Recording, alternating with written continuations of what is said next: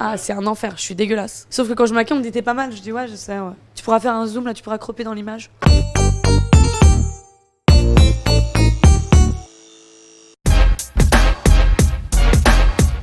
Doliprane. Connard-prane, ouais. T'es mal, le truc il fait la taille de mon œil, quoi. Je vais te faire une fausse chico si t'as pas trop d'oseille. Ça, c'est bien aussi. Bonjour, je m'appelle Roger Rabbit. Bah, le Doliprane, il est venu parce que j'avais quand même une angine blanche. Et le Doliprane, sans déconner, c'est quoi cette taille? Sans déconner, tu l'avales, t'as vraiment peur de t'étouffer, tu fais vraiment une prière avant. Moi, à chaque fois, je suis en concentration de me dire faites en sorte qu'il passe du premier coup dans ma gorge. C'est comme dans la vidéo, quoi. Mais vraiment. Et je pense que sur scène, il va finir par arriver le Doliprane parce qu'il faut que j'en parle, c'est pas possible. La prod, c'est mon pouce. C'est lui le producteur. Si ça marche pas, t'imagines? Ça part en beauf. Bah alors, bah, je suis pas content. Je sais même pas le faire, tiens, j'arrive même pas. Salut, c'est Charlotte Léonie. Pour ceux qui me connaissent pas, bah tant pis.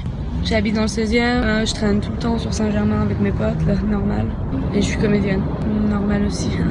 Charlotte Léonie, ouais, tout à fait, ouais. Non, mais ça, elle est géniale parce que si tu veux, c'est la comédienne bobo de Saint-Germain qui n'a jamais rien fait de sa vie, mais qui est complètement mythomane parce que elle est dans un milieu friqué, mais en fait, elle est comédienne, mais elle fait rien, quoi, et elle s'invente une vie.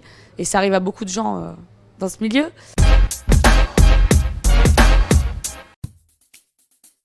Yo, bienvenue dans ce nouvel épisode de l'ITV de Cam. Ouais, l'ITV de Cam, trop stylé. Bah en fait, je suis non mais trop stylé parce que je produis toute seule, je suis une productrice, tu vois.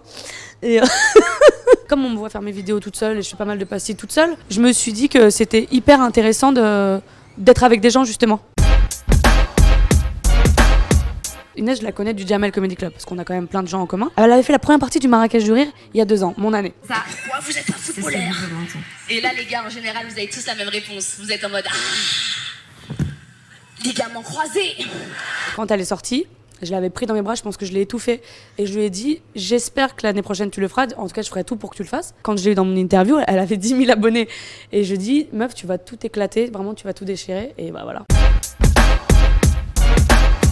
Tu veux dire coup de pouce ou likeage?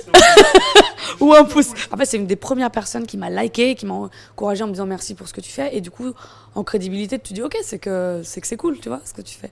C'est toujours très flatteur, ouais. Après, depuis, des fois, je vois des gens qui me disent, je me dis, cette personne me suit. Je trouve ça super.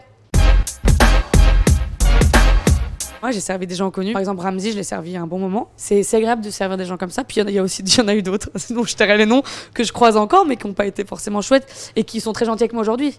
Parce qu'on fait le même métier, mais avant, c'était pas du tout le cas. Faut vendre du rêve aux gens. La vie, elle est tellement compliquée.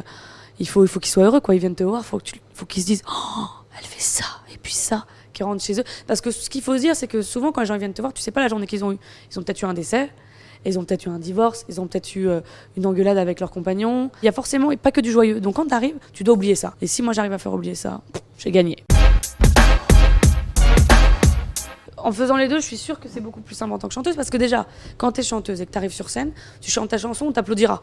Que ce soit bien ou pas. Tandis que quand t'es pas drôle, on ne rit pas. Et on n'applaudit pas. Donc c'est très très dur. C'est beaucoup plus dur.